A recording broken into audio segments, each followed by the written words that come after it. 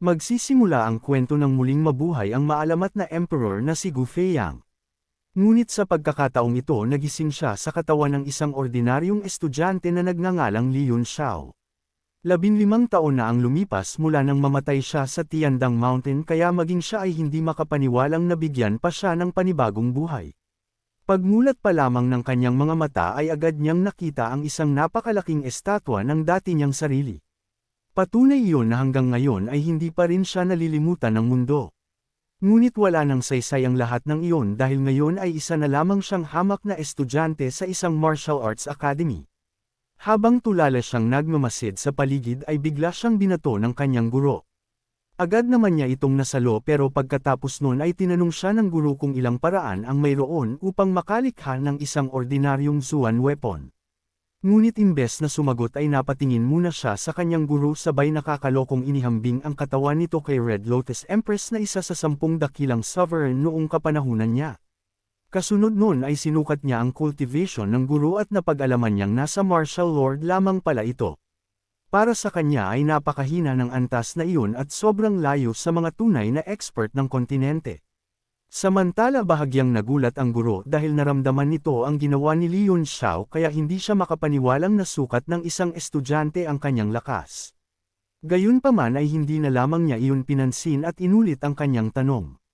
Sa isip naman ni Li Yunxiao ay napakadali lamang nang itinatanong sa kanya gayong noong siya pa si Emperor Gu Feiyang ay isa siyang tanyag na 9th class alchemist. Pero naisip niya rin na isang bata na lang siya ngayon kaya tinatamad na lang niyang sinagot ang tanong kung saan mayroong 48 paraan upang makalikha ng isang ordinaryong Zuan weapon. Pagkarinig naman ng sagot niya ay agad na natigilan ang guro ngunit ang buong klase ay nagtawanan.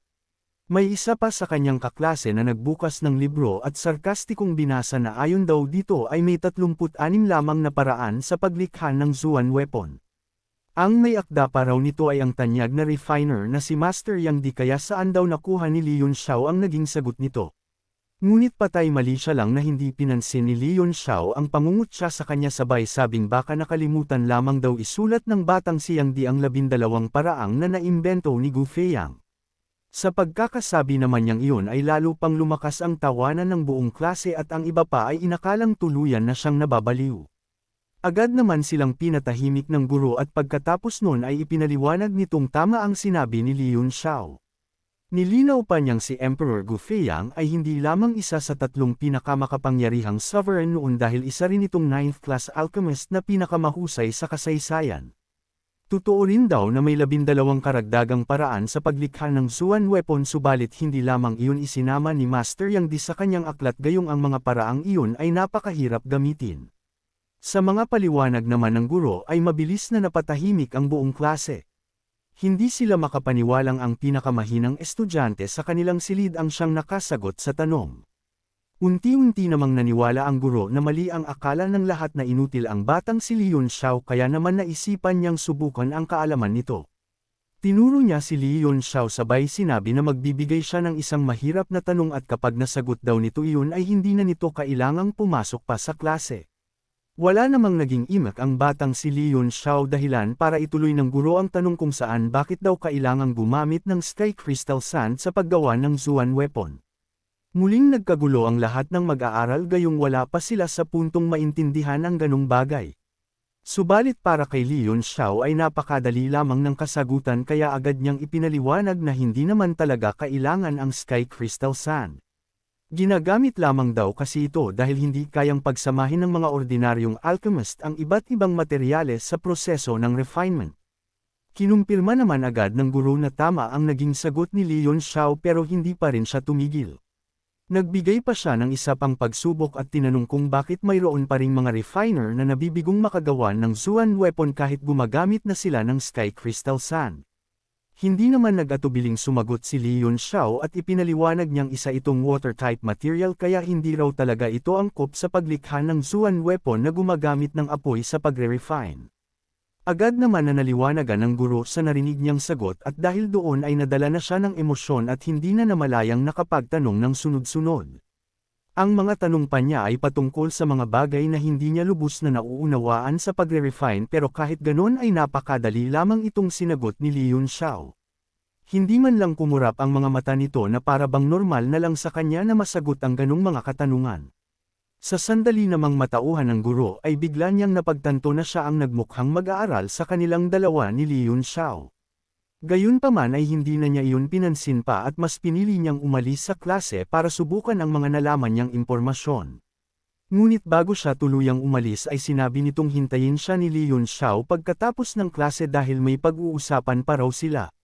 Samantala ay masayang lumabas ng silid si Li Yunxiao habang sinasabi na dahil nasagot niya ang lahat ng tanong ay mukhang hindi na niya kailangang pumasok pa sa klase. Halos malaglag naman ang panga ng kanyang mga kaklase habang tinitingnan si Li Yunxiao palabas gayong hindi nila maproseso ang kanilang nasaksihan.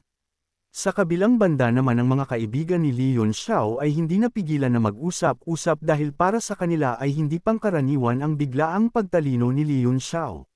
Sa kalagitnaan naman ng kanilang pag-uusap ay bigla silang natigilan ng mayroong tumayo para tanungin sa lahat kung may posibilidad bang isa si Li Yunxiao sa mga alchemy genius ng kasalukuyang henerasyon. Mabilis namang mayroong kumontra na isang mag-aaral dahil malabo raw iyong mangyari para sa isang kagaya ni Li Yunxiao na hindi pa nabubuksan ang meridian kahit na malapit na itong lumagpas sa tamang edad.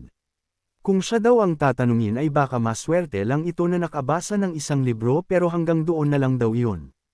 Sinang-ayunan naman agad ng karamihan ang naging pahayag ng sumagot na mag-aaral kaya bahagyang nakaramdam ng pagkainis ang mga kaibigan ni Li Yunxiao. Lumipat ang tagpo sa malawak na kapitolyo ng Tianshui at doon ay tahimik na naglalakad si Li Yunxiao habang iniisip ang hangal niyang ika-5 disciple na si Yang Di.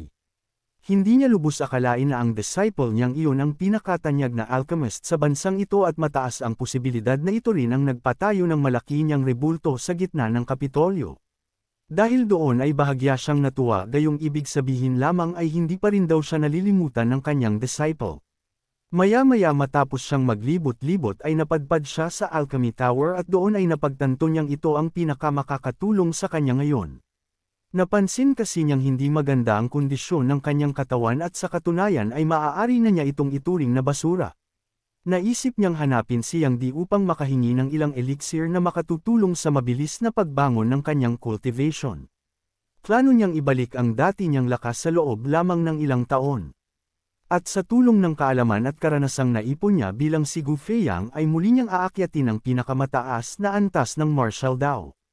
Pagpasok niya sa Alchemy Tower ay agad siyang sinalubong ng isang babaeng receptionist. Hindi na siya nagpaligoy-ligoy pa at agad sinabi na nais niyang makita si Yang Di. Hindi naman napigil ang mabigla ng receptionist gayong parang karaniwang tao lamang ang pagbanggit dito ng ating bida. Gayunpaman ay mahinahon pa rin siyang nagtanong kung ang dating guildmaster nga ba ang tinutukoy nito. Sa tanong naman na iyon ay agad na naunawaan ni Li Yunxiao na wala na siyang di sa kanilang lugar kaya agad niyang kinumpirma kung tama ba ang kanyang pagkakaintindi. Sumagot naman agad ng oo ang receptionist at nilinaw pa niya na halos 20 taon na ang nakalipas mula nang huli itong naging chairman sa kanilang Alchemy Guild. Nang marinig iyon ay bahagyang nadismaya si Li Yunxiao. Inaasahan pa naman niyang makahihingi siya ng ilang mataas na antas ng elixir dito upang mapabilis ang pagbawi ng kanyang lakas. Ngunit dahil wala na si Yang Di ay wala na siyang ibang pagpipilian kundi siya mismo ang gumawa ng mga iyon. Tutal ay walang sino man ang higit na mahusay sa kanya pagdating sa alchemy. Naalala niya noong siya pa si Gu Feiyang ay isa siyang 9th class legendary alchemist at kabilang din sa 7 elders ng pinakamalaking alchemist guild sa buong kontinente. Ang kanyang mga nagawa ay umabot pa sa antas na hindi kayang pantayan maging ng mga pinakamalalakas na nilalang sa mundo kaya tinagurian siyang Vanquisher Martial Sovereign ng Holy Region. Maging ang mga disciple niyang tinuruan ay kinatatakutan na ngayon sa buong martial world subalit habang iniisip niya ang mga bagay na iyon ay bigla siyang nalungkot nang mapagtantong isa na lamang siyang mahinang binata. Ang malala pa sa sitwasyon niya ay malapit na siyang maging 15 taong gulang pero ni isa sa kanyang mga meridian ay hindi pa nabubuksan. Alam niya na kung hindi niya ito masusolusyonan sa lalong madaling panahon ay tiyak na mahihirapan na siyang makabalik sa dati niyang lakas. Bumantong hininga siya para ilabas ang kanyang mga iniisip at pagkatapos nun ay inutusan niya ang babaeng receptionist na kunin ang lahat ng ingredients na ililista niya sa isang papel. Ngunit habang isinusulat pa lamang niya ang recipe ay biglang dumating ang isang first-class alchemist na nagngangalang Jerome. Agad nitong tinawag ang babaeng receptionist at inutusang puntahan si Lord Liang gayong mayroon daw itong ipapagawa. Sumagot naman agad ang babae na susunod na siya pagkatapos kunin ang listahan sa ating bida, subalit bago pa man ito makaalis ay biglang inagaw ni Jierong ang recipe. Sandali niya itong sinilip bago basta na lamang nilukot at itinapon sa sahig na parang walang halaga. Pagkatapos pa nun ay inutusan niya ang babaeng receptionist na bilisan ang pagpunta kay Lord Liang bago malamig na pinalayas ang ating bida at sinabing hindi lugar ng mga bata ang Alchemy Tower.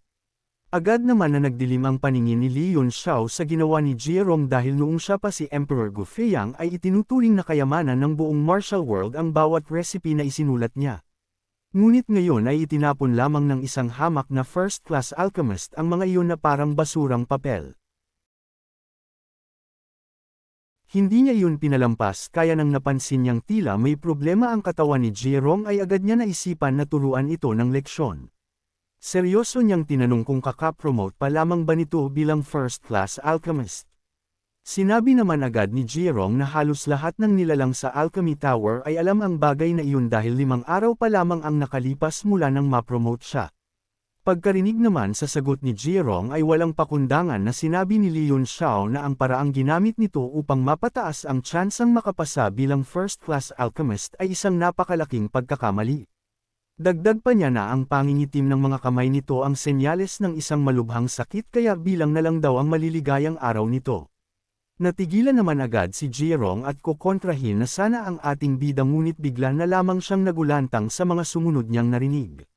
Malinaw pa kasing idinetalye ng ating bida ang mga tunay na nangyari kung paano nakuha ni Jierong ang sakit at bawat mga salita nito ay angkop na angkop sa mga ginawa nito noong nakaraang linggo.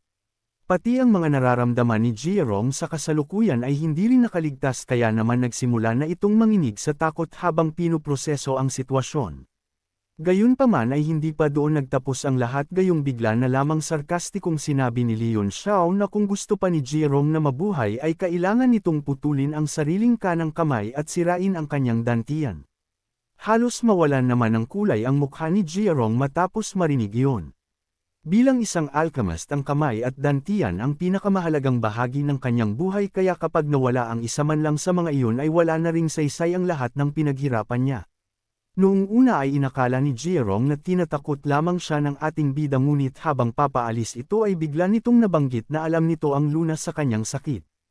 Agad na hinarang ni Jierong ang ating bida at mariin na sinabing hindi ito maaaring umalis hanggat hindi ibinibigay sa kanya ang lunas. Mabilis namang nagpakita ng matalim na tingin si Li Yunxiao kasama ang mabigat na aura at dahil doon ay agad na napa-atras si Jierong sa takot.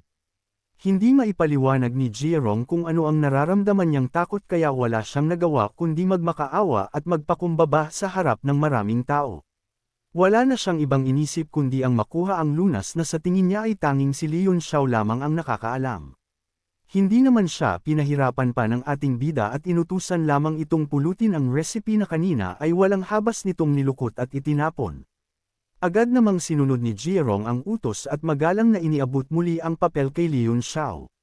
Sa pangyayaring iyon ay takang-taka ang mga nakasaksi gayong kilala nila si Jierong na ubod ng yabang. Sa hindi naman inaasahan na pangyayari ng makuha ni Li Yunxiao ang papel ay bigla na lamang niya itong siningahan ng malakas sabay nilukot ng matindi bago inihagis kay Jierong. Nilinaw pa niya na kailangan niya ng 10 piraso ng bawat ingredient na nakasulat sa recipe at kailangan itong may hatid sa Jalan Academy sa lalong madaling panahon. Halos lumagapak naman ang imahe ni Jierong sa sobrang pagkahiya dahil sa buong buhay niya ay ngayon lamang siya nakaranas ng ganito. Pero hindi pa doon nagtapos ang lahat gayong bago umalis ang ating bida ay binalingan siya nito ng masamang tingin sabay malamig na sinabihang huwag kalimutan ang pangalan niya bilang si Li Yunxiao. Pagkatapos nun ay nagpakawala pa si Li Yunxiao ng nakakatakot na aura na siya namang mabilis nagpabigat ng pressure sa buong paligid. Sinasadya niyang iparamdam kay Jierong ang napakalaking agwat nilang dalawa para ipakita kung sino ang tunay na nakahihigit pagdating sa larangan ng alchemy arts. Pagdating niya sa pintuan ay muli siyang huminto at malamig na binalaan si Jierong na 3 araw na lamang ang natitira bago tuluyang mawalan ng silbi ang kanang kamay nito. Kapag lumagpas pa raw sa itinakdang panahong iyon ay maaari na nitong kalimutan ang pangarap na manatiling isang alchemist. Lalo namang namutla si Jirong matapos marinig ang babalang iyon dahil wala siyang tiwala na mahahanap niya kaagad ang lahat ng ingredients gayong karamihan pa raw sa mga nakasulat sa recipe ay ngayon lamang niya narinig. Dahil dito ay hindi niya napigilan na tanungin si Lee Yun Xiao kung totoo nga ba ang lahat ng sinabi nito. Subalit hindi na nag-aksaya pa ng oras ang ating bida. Alam niyang hindi magtatagal ay mapatutunayan din ni Jirong ang katotohanan kaya sa halip na magpaliwanag ay pasimple siyang nagbigkas ng pangunahing lunas na makakapagpabagal sa paglala ng sakit nito. Pagkaalis ni Lee Yun Xiao ay nanatiling nakatayo si Jirong habang mahigpit na nakakuyom ang mga kamao. Bagamat puno ng galit ang kanyang puso ay wala siyang magawa kundi sundin ang bawat utos ng ating bida dahil ang sarili niyang buhay ang nakataya. Samantala agad namang nagtungo ang babaeng receptionist kay Lord Liang na isang second-class alchemist at iniulat na may isang batang naghahanap ng mga bihirang sangkap gaya ng Soul Crane Root at White Phoenix Dragon Lotus. Hindi naman napigil ang mabigla ni Lord Liang dahil alam niyang ang dalawang halamang iyon ay karaniwang ginagamit lamang sa mga mataas na antas ng refinement upang mapataas ang cultivation ng isang martial warrior. Kaya naman agad niyang tinanong kung ano pa ang iba pang ingredients na nakasulat sa recipe. Habang isa-isang binabanggit ng receptionist ang mga pangalan ay lalo siyang nagulat sapagkat maging siya ay hindi pamilyar sa ilan sa mga ito. Gayunpaman ay malakas ang kutob niyang hindi ordinaryong recipe ang hawak ng batang iyon at kung tunay ng mabubuo ang recipe ay maaari itong maging napakalaking tulong sa pagpapataas ng antas ng isang nilalang. Dahil dito ay agad niyang inutusan ang receptionist na ipagbigay alam kaagad sa kanya sa sandaling bumalik ang batang lalaki sa Alchemy Tower. Sa kabilang banda ay tahimik na naglalakad si Lee Yun Xiao pabalik ng paaralan habang iniisip kung saan pa siya maaaring makakuha ng iba pang ingredients. Alam niyang napakahirap hanapin ang mga kailangan niya kaya hindi niya lubos na inaasahan na magagawa agad iyon ni Jirong. Sa kalagitnaan naman ng paglalakad niya ay bigla niyang naalala ang space ring na naiwan sa kanya ng dating may-ari ng katawan. Agad niya itong sinuri at isa-isang tiningnan ang mga laman nito, pero hindi niya naiwasang mapailing nang makitang halos puro walang kwentang kagamitan lamang ang naroon. Ang tanging medyo kapaki-pakinabang na bagay na kanyang nakita ay isang itim na mabigat na espada na may timbang na humigit kumulang 32 kilo. Bagamat malayong may kumpara ito sa dati niyang legendary Star Sword ay madali pa rin niya itong naigagalaw na tila isang ordinaryong espada lamang. Napagpasyahan niyang gamitin muna ito pansamantala hanggang sa mabuksan niya ang 7 meridian at makapag-refine siya ng sarili niyang Zuan weapon.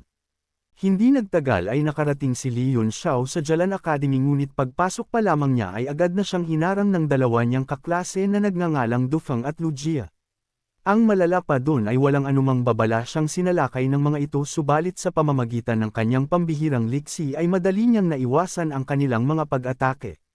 Habang naghahanda si Lee Yun Xiao na gumanti ay biglang dumating ang dalawa niyang matalik na kaibigan na sina Han Bai at Chen Xin upang harangin ang dalawang umaatake.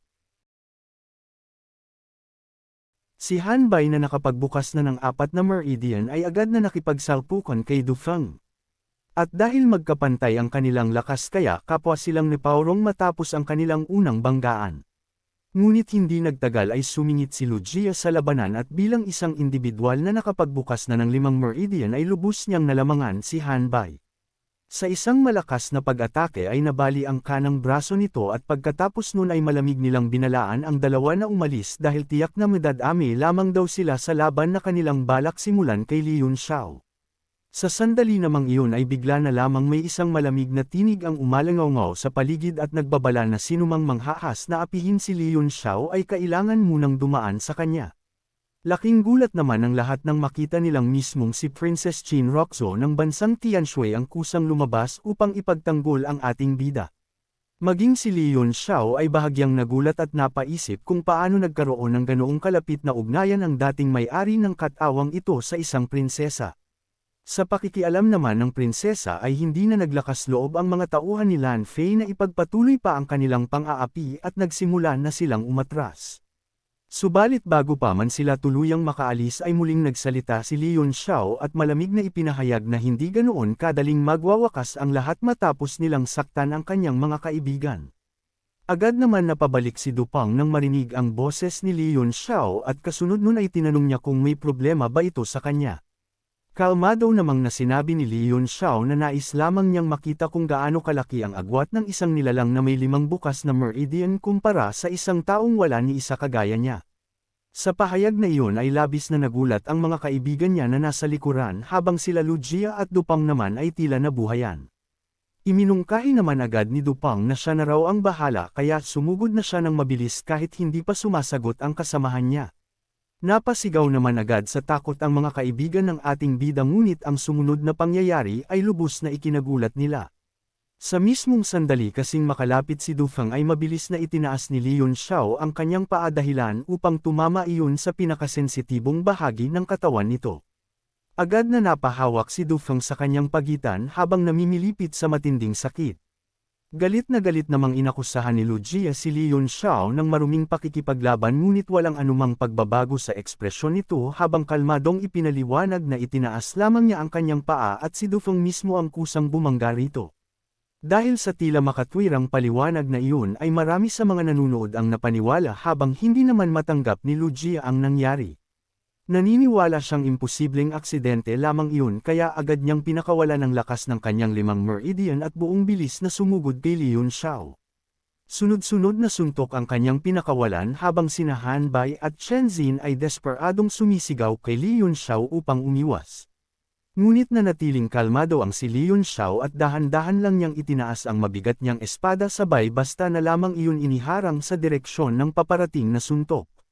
Sa pangalawang pagkakataon ay muling nagulat ang mga kaibigan ng ating bida dahil isa na namang tagpo ang gumulantang sa kanila kung saan mismong kamao ni Lugia ang tumama sa talam ng espada ni Leon Xiao.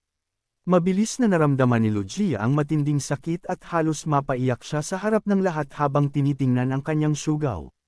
Subalit hindi pa doon natapos ang lahat dahil bigla na lamang sumipa si Leon Xiao at isa na namang malakas na atake ang tumama sa parehong maselang bahagi ng katawan ni Lugia. Sa isang iglap ay napaluhod din ito sa lupa habang namimilipit sa sakit. Karamihan naman sa mga lalaking nakasaksi ay halos hindi makahinga gayong ramdam nila kung gaano kasakit ang dinadanas ng dalawa. Muli namang inisip ng iba aksidente lamang ang nangyari dahil sa kanilang pananaw ay kasalanan mismo ni Lugia ang paggamit ng kanyang kamao upang salubungin ang isang espada. Para naman kay Leon Xiao ay normal lang ang kanyang pagkapanalo dahil kung hindi niya kayang talunin ang mga ito ay parang wala nang saysay ang muli niyang pagkabuhay. Kasabay nito ay malamig niyang ipinahayag na sinumang manggahas na saktan ang kanyang mga kaibigan ay magbabayad sa kanya. Hindi na siya nagdalawang isip pa at agad na sinipa si Lugia patungo kay Dufang. At sa lakas ng kanyang sipa ay kapwa tumilapon ang dalawa at malakas na bumangga sa pader. Sa sobrang sakit at kahihiyan ay hindi na nila napigilan ang kanilang sarili at tuluyang napaihi habang nakahandusay sa lupa. Habang nakatayo naman si Leon Xiao sa harapan ng dalawang unang hangal ay agad namang pinayuhan ni Han Bai ang lahat na umalis na sa lugar. Samantala hindi pa rin makapaniwala si Chen Xin sa nasaksihan kaya tinanong niya kung nabuksan na ba ni Leon Xiao ang kanyang mga meridian. Sumagot naman agad si Leon Xiao na sanang araw ay ganun na ang sitwasyon pero sa kasamaang palad ay wala pa rin daw siyang nabubuksan kahit isa. Maya-maya ay lumapit si Princess Reizo at hindi makapaniwalang tinanong kung ito ba rin ba raw ang Leon Xiao na kanilang kilala. Dagdag pa niya na ang Du family at Lu family ay matagal ng kalaban ng pamilyang Li kaya tiyak na gagamitin nila ang nangyaring ito upang gumawa ng panibagong gulo. Ngunit walang kahit katiting na takot na ipinakita si Leon Xiao at tahimik pa niyang itinarak ang kanyang mabigat na espada sa lupa ilang pulgada lamang ang layo sa pagitan ng dalawang kalaban. Kasabay nito ay malamig niyang ipinahiwatig na kung hindi pa rin sila titigil ay wala siyang magdadalawang isip na tuluyang sirain ang kanilang pagkalalaki. Pagkasabi nun ay basta na lamang siyang tumalikod at naglakad pabalik sa dormitoryo habang naiwan namang bahagyang namumula ang mukha ni Princess Roxo. Matapos umalis si Leon Xiao ay napag-usapan ng kanyang tatlong kaibigan na ang tunay na problema ay hindi ang mga kalabang estudyante kundi ang patakaran mismo ng akademya. Hanggat ang mga estudyante lamang ang nag-aaway ay hindi makikialam ang pamunuan ng paaralan. Sa madaling salita ang pinakamalaking banta sa kaligtasan ni Leon Xiao ay si Lan Fei. Hindi lamang nakapagbukas si Lan Fei ng 7 meridian kundi malapit na rin itong maabot ang martial warrior realm. Ilang sandali pa ay nakabalik si Leon Xiao sa kanyang silid. At habang pinagmamasdan niya ang kanyang kasalukuyang katawan ay hindi niya maiwasang mapabuntong hininga dahil napakahina talaga nito. Dahil doon ay napagdesisyonan niyang isagawa ang isang pambihirang bagay na kung tawagin ay Tyrant Body Tempering Technique. Sa kasaysayan ng kontinente ay minsang ginanap ang isang malaking paligsahan upang tukuyin ang 10 pinakamakapangyarihang nilalang. Mula roon ay isinilang ang 10 pinakadakilang martial sovereign na kinilala bilang may pinakamataas na antas ng lakas sa buong martial world. Sa kanilang lahat ay pinaniniwala ang pinakamakapangyarihan ang isang lalaking nagngangalang Ao Chang kung dahilan upang tawagin siyang Tyrant Martial Sovereign. Ang kanyang body tempering technique ay kinilala bilang pinakamalakas na martial art sa lahat at sa nakaraang buhay ng ating bida ay nagkataon lamang na nakuha niya ang teknik na ito. Ngunit hindi niya kailanman nagawang mapakinabangan ito dahil sa iba't ibang dahilan.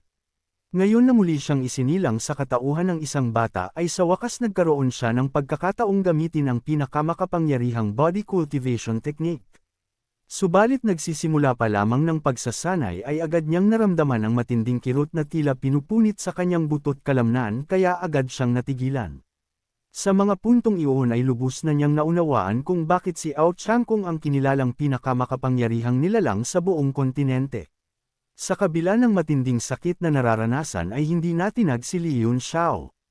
Alam niyang sa oras na matagumpay niyang makultivate ang body tempering technique na ito ay maaabot niya ang lakas na katumbas sa mga martial sovereign kahit pa hindi pa niya mabuksan ang kanyang mga meridian. At bilang dating ikatlong pinakamakapangyarihan sa 10 pinakadakilang martial sovereign ay lubos niyang nauunawaan ang tunay na halaga ng teknik na ito.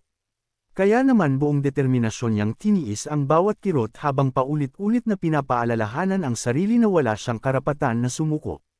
Kasabay nito ay sinimulan niya ang unang anyo ng Tyrant Body Technique na kilala bilang Lunar Sun at sa mismong sandaling may sigawa niya ito ay isang napakalakas na kidlat ang biglang damaloy sa bawat bahagi ng kanyang katawan. Dahil dito ay napatalsik siya sa sahig habang namimilipit sa matinding sakit bago tuluyang bumangga sa pader. Hindi niya napigil ang umubo ng sariwang dugo ngunit sa kabila nun ay hindi niya pinayagan na hanggang doon na lamang siya.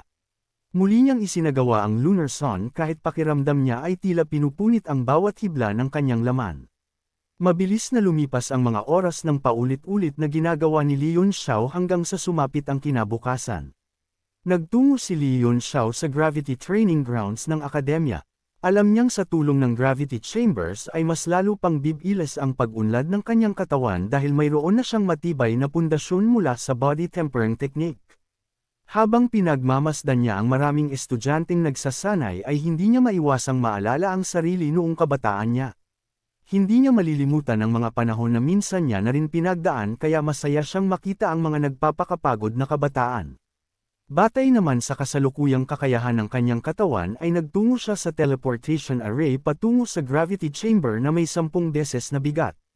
Pagdating pa lamang niya roon ay agad niyang naramdaman ang napakalakas na puwersang dumidiin sa kanyang buong katawan. At maging ang bawat paghinga ay naging napakahirap.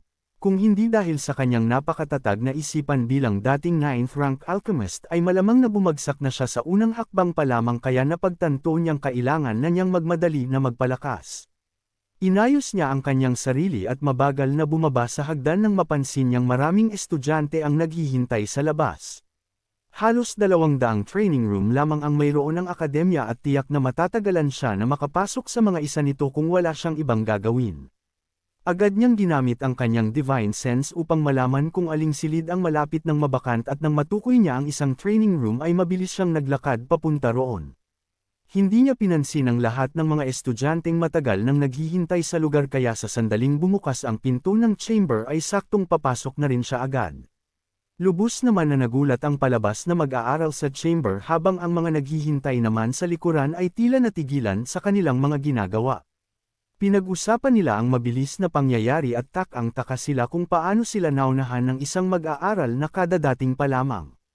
Ipinagpatuloy naman ni Li Yunxiao ang pagpasok at ang tanging nasa isip niya lamang ay kailangan niyang makultivate na niyang Lunar Sun upang kayanin ng kanyang katawan ang epekto ng mga gamot na gagamitin niya sa pagbubukas ng kanyang mga meridian. Ngunit bago pa man siya tuluyang makapasok ay bigla siyang hinarang ng isang binata na nagngangalang Yu Hezeng. Pagkatapos nun ay masigasig nitong sinabi isa siyang peak martial apprentice na nakapagbukas na ng 7 meridian kaya dapat na ipaubaya raw sa kanya ang chamber. Subalit walang anumang pag-aalinlangang sinabi ni Li Yunxiao na umalis ito sa kanyang harapan. Labis naman na ikinagulat ng mga nakapaligid ang sagot na iyon.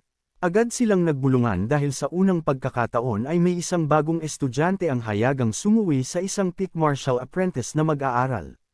Mabilis naman na nagdilim ang mukha ni Yu Hezeng at binalaan niya si Li Yunxiao na huwag siyang ipahiya sa harap ng napakaraming tao at sinabi pang sapat ng banggitin lamang ang kanyang pangalan upang walang sinuman sa akademya ang manggahas na guluhin ito. Ngunit sa halip na umatras ay lalo pang pinatigas ni Li Yunxiao ang kanyang pananalita at muli nitong inutusan si Yu Hezeng na lumayas. Sa sobrang galit ay biglang humalaklak si Yu Hezeng habang sumasabog ang napakalakas na aura mula sa kanyang katawan. Hindi niya matanggap na ang isang basurang walang kahit katiting na energy fluctuation ay may lakas ng loob na kausapin siya ng ganoon. Dahil dito ay agad siyang nangakong tuturuan si Li Yunxiao ng leksyon upang malaman nito ang tunay na mga patakaran na sinusunod ng mga bagong estudyante sa akademya. Sa sandaling kumawala ang napakalakas na aura ni Yu Hezeng ay agad na umurong ang lahat ng mga estudyanteng nanunood.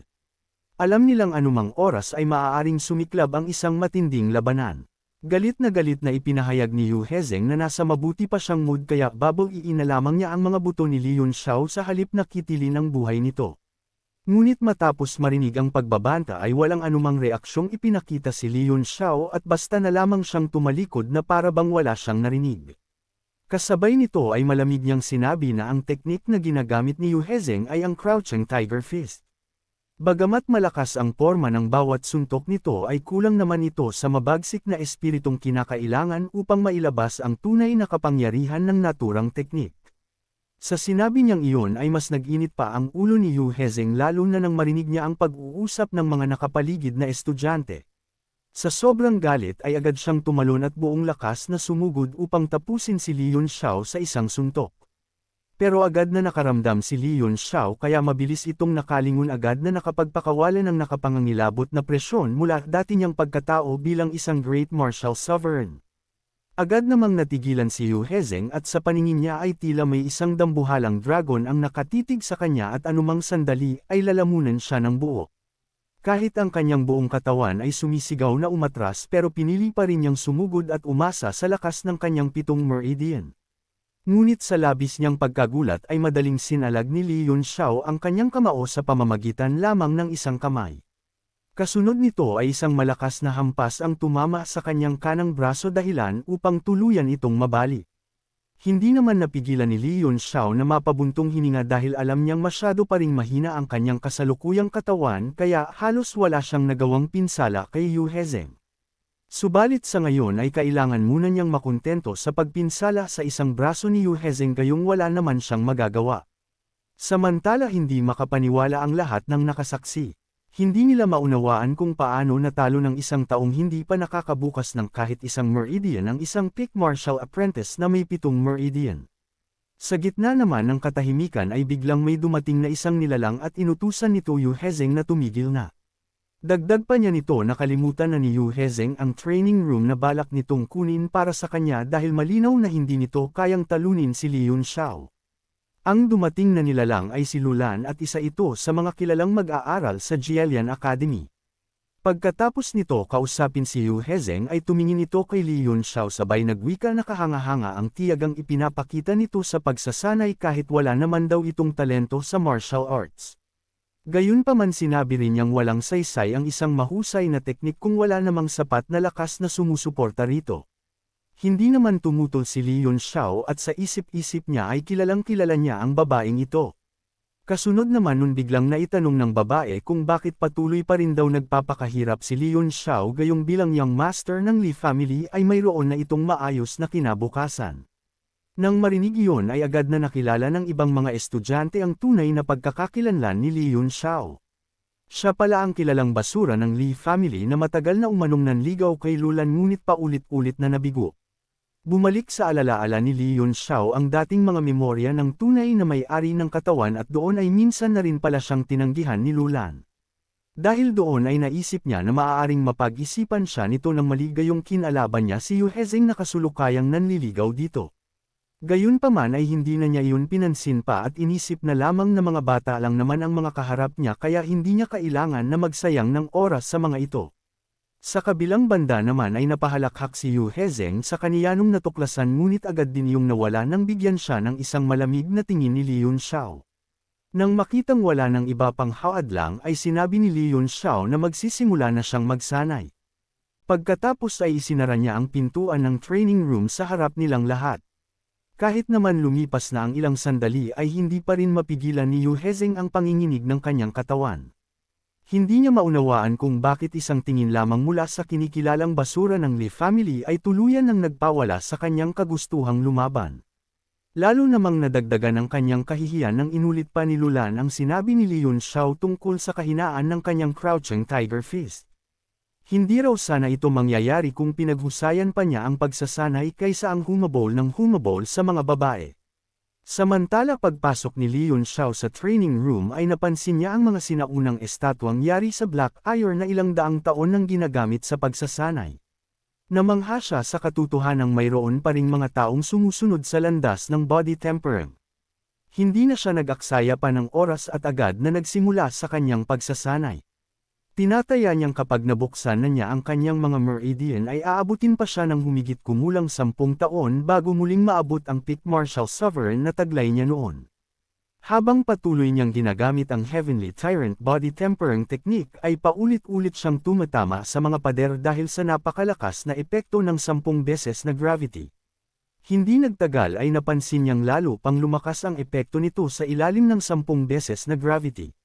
Dahil dito ay napagtanto niyang kung magpapatuloy ang bilis ng kanyang pag-unlad ay maaabot niya ang pisikal na lakas ng isang martial apprentice sa loob lamang ng 3 araw. At kapag nangyari iyon ay magkakaroon siya ng hindi bababa sa 60% tsansa na matagumpay na mabuksan ang kanyang mga meridian. Muli niyang sinimulan ng napakahirap at napakabangis na pagsasanay. Samantala mabilis na kumalat sa buong tenfold gravity chamber ang balitang isang suntok lamang ang kinailangan ni Li Yunxiao upang talunin si Yu Hezeng. Pagkalipas ng 3 araw ay lumabas si Li Yunxiao mula sa training room na punong-puno ng sugat at pasa ang buong katawan. Nang makita siya ng ibang mga estudyante ay lalo silang ginanahang magsanay dahil inakala nilang ganoon kat hindi ang hirap na dinaanan ng binata upang lumakas. Ngunit ilang sandali lamang ang lumipas ay biglang may isang estudyanteng napasigaw sa matinding pagkabigla. Agad na nagsiksikan ang lahat upang tingnan ang nangyari at tuluyan silang natulala nang makita nilang ang mga sinaunang Black Ironstone statue na ilang taon nilang pinagsasanayan ay pawang nadurog at nagkalat na lamang sa buong silid.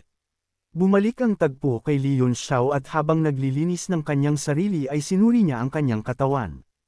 Ang dating mahina at payat niyang pangangatawan ay naging mas matipuno at matatag habang ang lahat ng sugat at peklat na natamo niya sa pagsasanay ay tuluyan ng naghilom.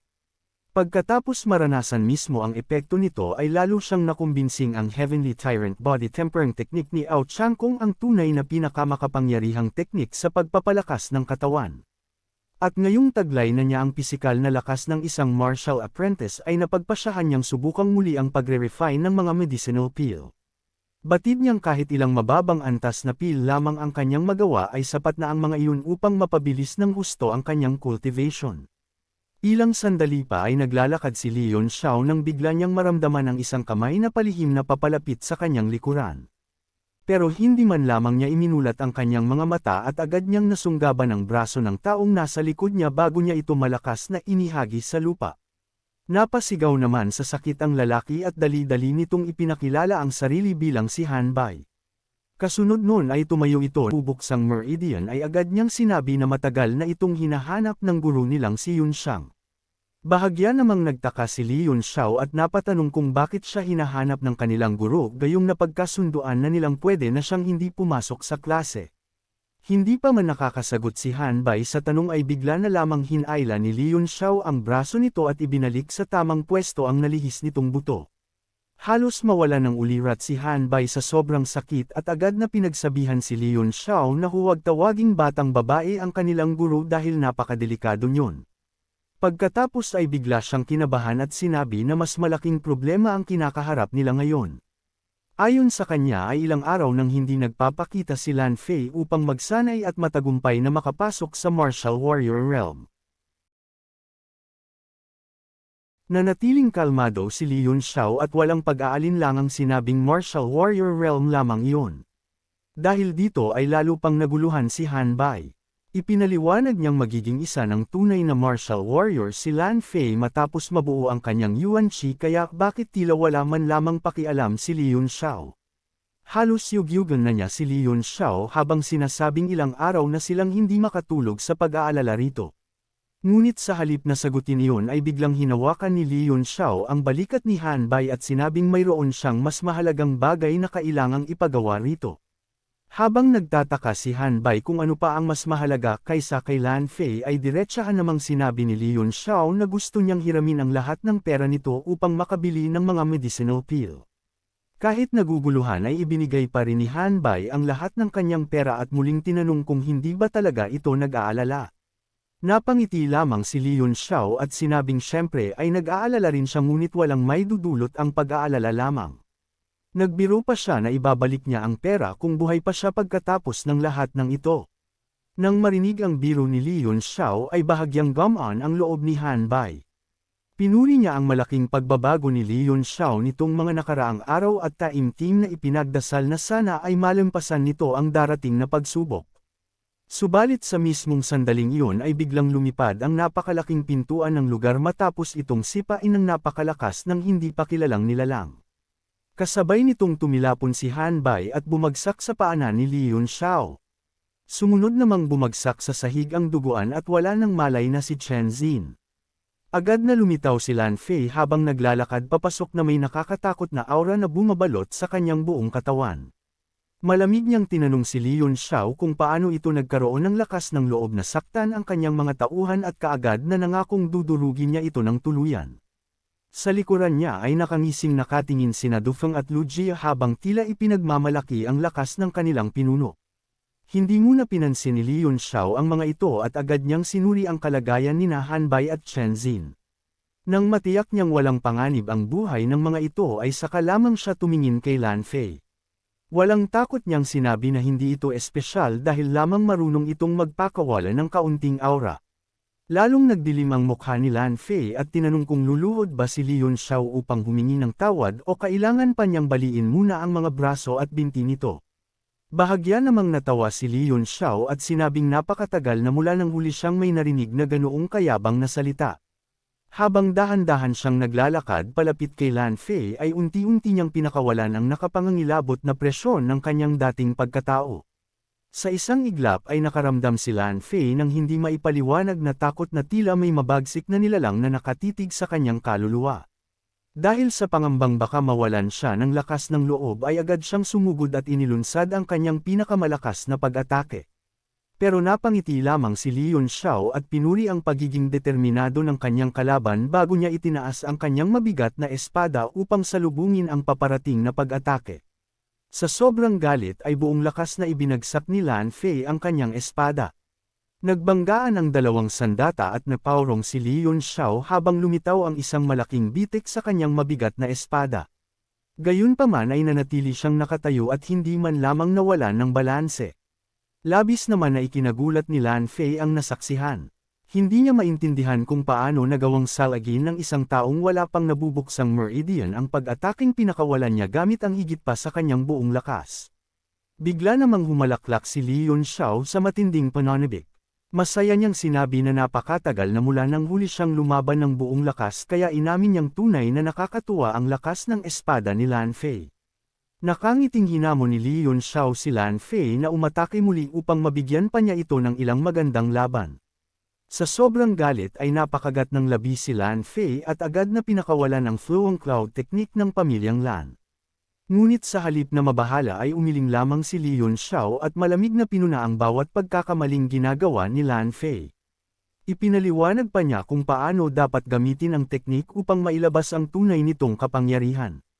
Hindi naman na nakayanin pa ni Lan Fei ang pangungutyang iyon at buong galit na sinigawan si Li Yunxiao na manahimik at mamatay na lamang. Napailing si Li Yunxiao at sinabing napakaswerte ni Lan Fei dahil bihira siyang magbigay ng ganoong klaseng gabay sa iba. Kasabay nito ay buong lakas niyang inindayog ang kanyang mabigat na espada.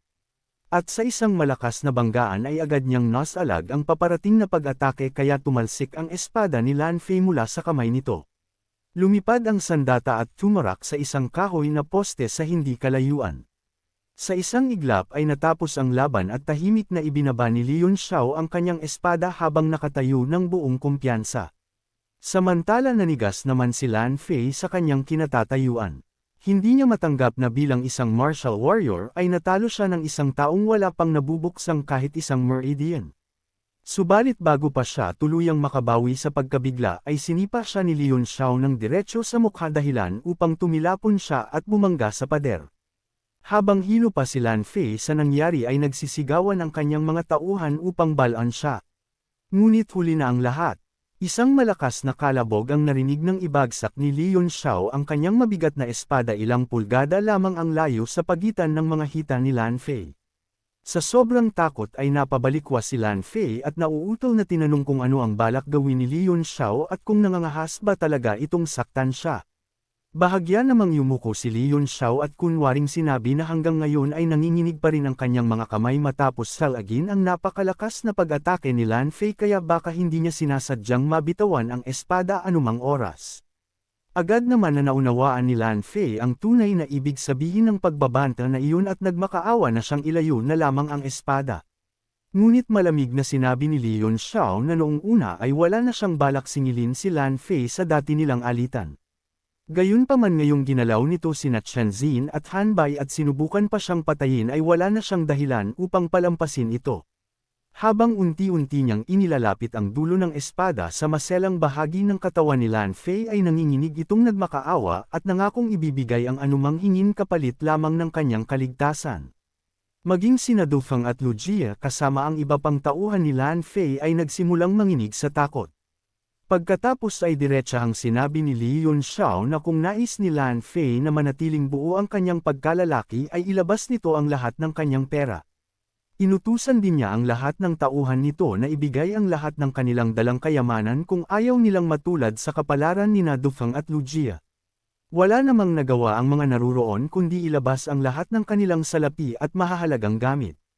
At nang maubos ang laman ng kanilang mga bulsa ay nagpaalam si Lan Fei at ang kanyang mga tauhan upang umalis. Ngunit bago pa sila makalayo ay napansin ni Leon Xiao ang isang mamahaling jade pendant na nakasabit sa baywang ni Lan Fei. Walang pag-aalinlangang kinuha niya ito para suriin. Namutla naman agad si Lan Fei at desperadong nakiusap na kunin na lamang ang kahit ano maliban sa jade pendant na iyon. Nang makita ang inasal nito ay bahagyang nainis si Leon Xiao bago tinanong kung bakit napakahalaga ng bagay na ito.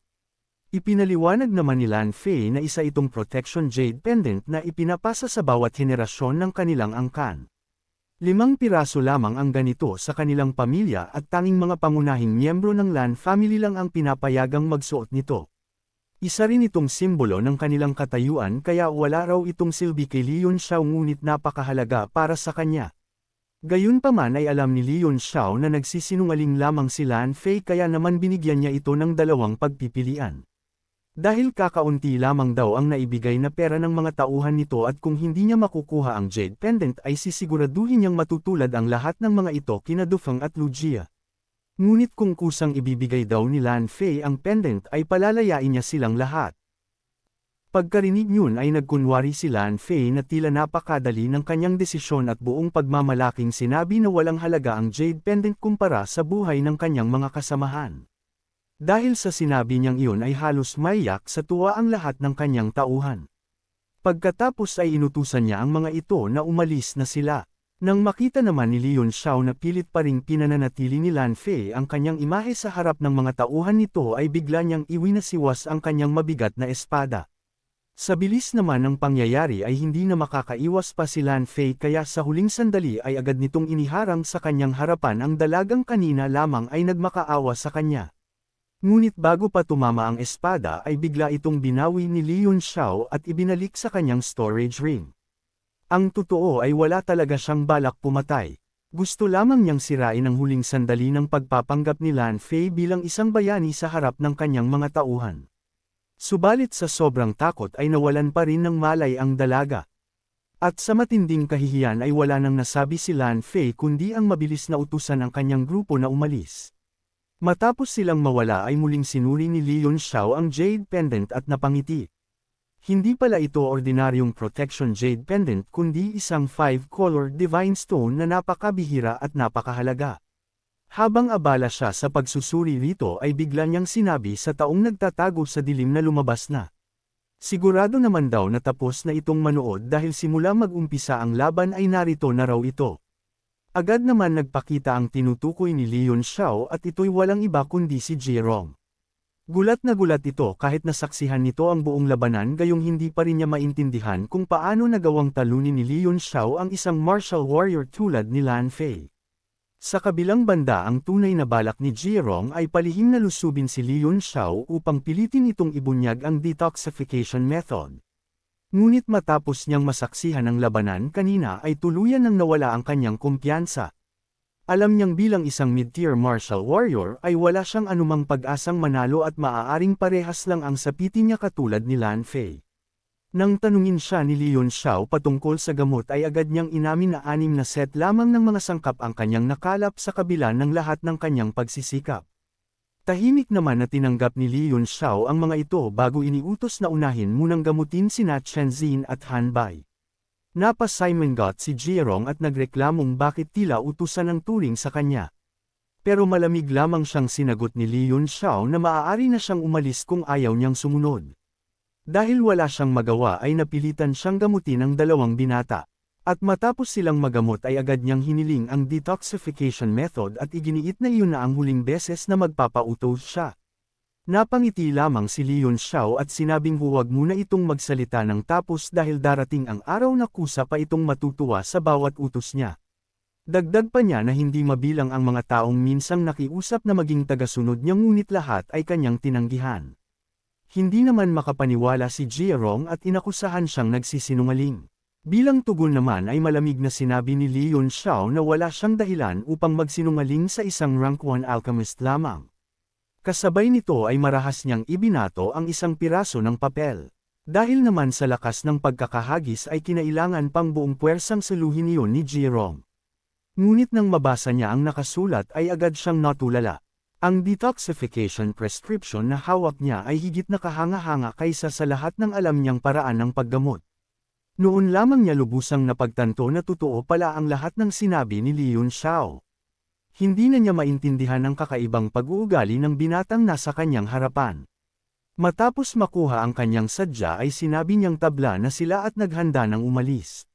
Wala na siyang balak gumanti para sa kahihiyang naranasan niya noon dahil alam niyang ang paggawa noon ay katumbas lamang ng pagpapakamatay. Ngunit bago pa siya tuluyang makalayo ay biglang nagsalita si Li Yunxiao.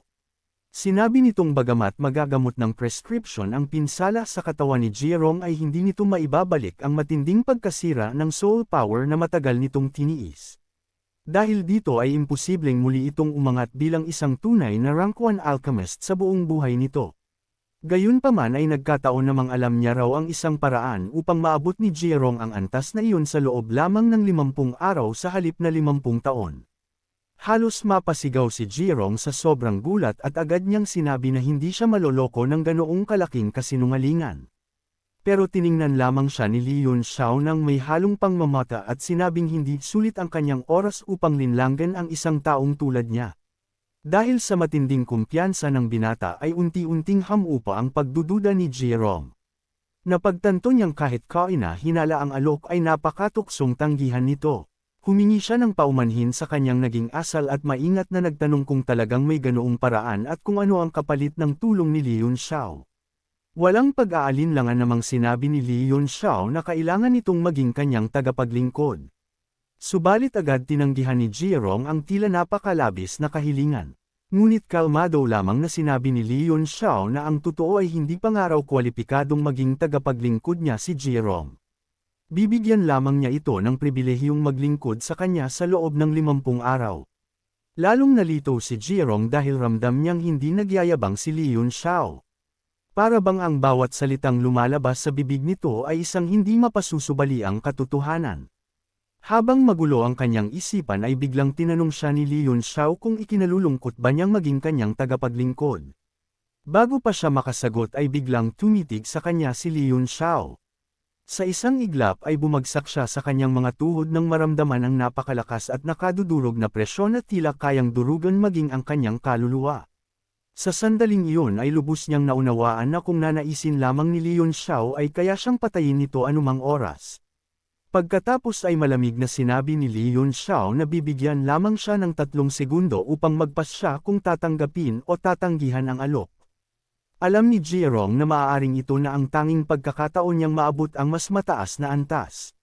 Kung tatanggihan niya ito at mali pala ang kanyang naging desisyon ay habang buhay niya iyong pagsisisihan. Kaya bago pa lumipas ang 3 segundo ay yumuko siya at buong paggalang na tinanggap ang pribilehiyong maging tagapaglingkod ni Leon Xiao. Bahagyang ngumiti si Leon Xiao at pinuri ang pagiging maagap ng kanyang desisyon. Sinabi pa niyang balang araw ay mauunawaan ni Jierong na iyon ang pinakamahalagang pasyang ginawa nito sa buong buhay niya. Kasunod nun ay inabutan niya ito ng isang soul cultivation technique at ilang gabay sa pagsasanay. Idinagdag niyang kung hindi pa rin makakaabot si Jierong sa antas ng Rank 1 Alchemist sa loob ng ilang araw matapos sundin ang mga tagubaylang iyon ay nangangahulugan lamang na wala itong sapat na talento upang maging kanyang tagapaglingkod. Nang basahin ni Jierong ang teknik ay halos mawalan siya ng hininga sa matinding pagkabigla. Totoo ngang isa itong soul cultivation technique na matagal nang itinuturing na alamat. Ngunit para kay Leon Xiao ay isa lamang itong pinakapayak at pinakapangkaraniwang soul cultivation technique sa lahat ng kanyang nalalaman. Bago siya paalisan ay iniutos niyang tawagin na siya bilang Young Master yun mula sa araw na iyon. Nangako rin siyang hindi siya magiging maramo sa mga gantimpala basta't mahusay na maglingkod si Jierong. Buong paggalang naman na yumuko si Jierong sa kanyang bagong amo bago tuluyang umalis. Habang naglalakad pauwi ay maingat niyang itinago ang teknik sa kanyang dibdib dahil hanggang sa sandaling iyon ay hindi pa rin siya makapaniwalang nakakuha siya ng isang maalamat na cultivation technique. Habang pauwi ay unti-unting naunawaan ni Jierong kung bakit nanginig ang kanyang buong pagkatao sa harap ng isang tila ordinaryong binata. Napagtanto niyang ang nakadudurog na presyong kanyang naramdaman ay mula sa maalamat na soul dementing technique. Dagdag pa rito ay ibinigay pa ni Leon Xiao ang isang napakahalagang soul cultivation technique na para bang isa lamang itong karaniwang bagay.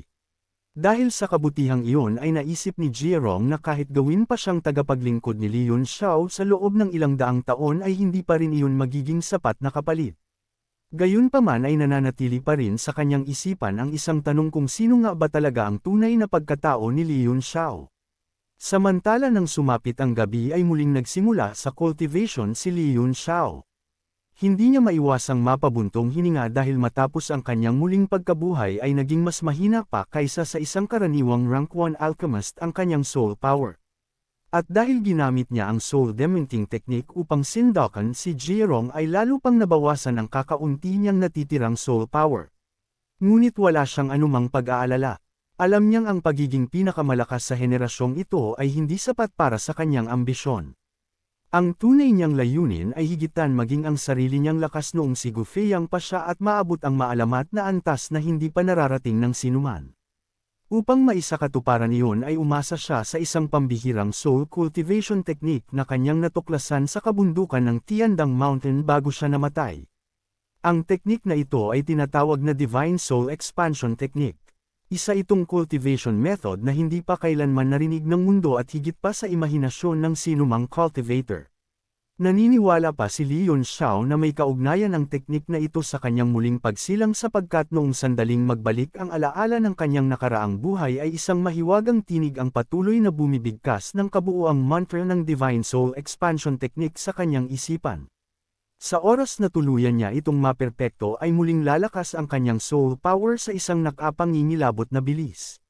Sa Chanwu Continent ay nahahati sa dalawang pangunahing landas ang mga cultivator. Ang una ay ang mga martial cultivator na pangunahing nagpapalakas ng Yuan Qi habang ang ilan naman ay pinipiling sanayin ang kanilang pisikal na katawan upang maging makapangyarihang martial warrior. Ang ikalawa naman ay ang mga alchemy cultivator na nakatuon sa pagpapalakas ng kanilang soul power. Kapag naabot ng isang tao ang sukdulan ng alinman sa dalawang landas na ito ay maaari siyang maging isang nilalang na kayang yumunig sa buong kontinente. Gayunpaman batid ni Leon Xiao na ang tunay na pinakamakapangyarihan ay yaong sabay na nililinang ang katawan kasama ang Yuan Qi at Soul Power. Noong nakaraang buhay niya ay nakamit niya ang antas ng pagiging Great Sovereign dahil sabay niyang pinagyaman ang Yuan Qi at Soul Power. Ganoon din ang iba pang Great Sovereign dahilan kung bakit napakalayo ng kanilang lakas kumpara sa ordinaryong mga cultivator. Ngunit kalaunan ay napagtanto niyang ang pinakamalaking hadlang niya sa pag-abot sa mas mataas na antas ay ang kanyang pisikal na katawan. Kahit umabot siya sa sukdulan ng Nine Heavens Realm ay hindi niya pa rin nagawang lampasan ang hangganang iyon.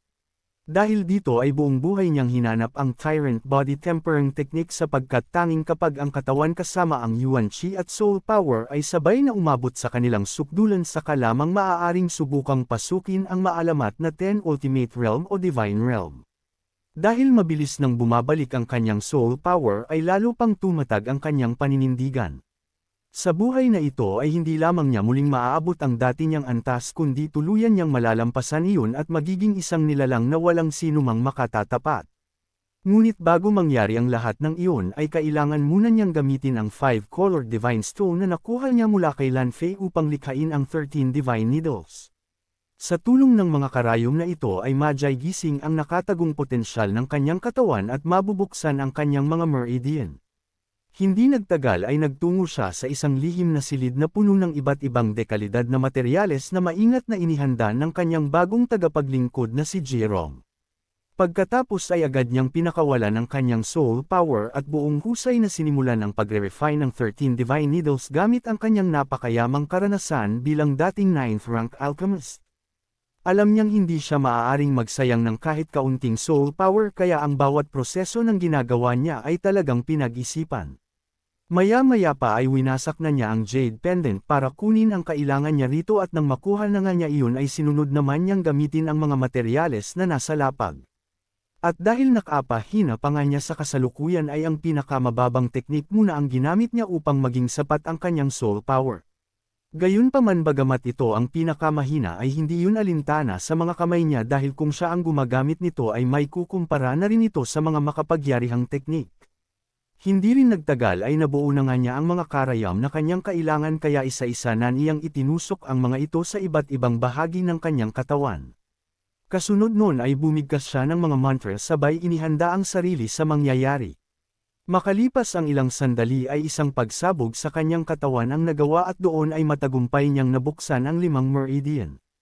Bagamat hindi pa siya lubusang nasiyahan sa resulta ay alam niyang napakalaki pa rin ang naitulong ng 5-color Divine Stone sa paggising ng potensyal ng kanyang katawan. Dahil dito ay agad niyang naisip na kunin ang natitirang 4 na Jade Pendant ng Lan family.